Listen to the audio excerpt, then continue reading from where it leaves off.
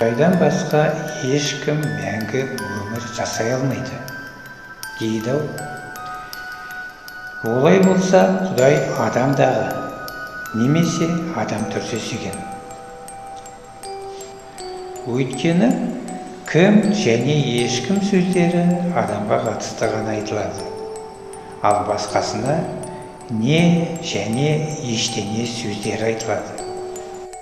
Ал енді Құдайдан басқа ештеңе мәңгі жасай алмайды деп дұрыстамақ болсақ, өтірікші боп шыға келеміз.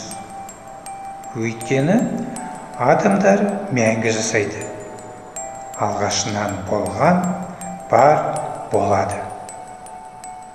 Атомнан басқа жұлдыз алауынан шыққан сәуле де миллион жыл өтсін, миллиард жыл өтсін, шексіз ғарыш кеңістігінде өз ұзын, алыс жолын тарта береді.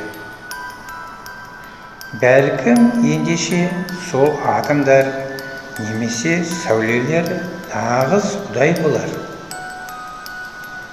Кім білген, кім не дей алады?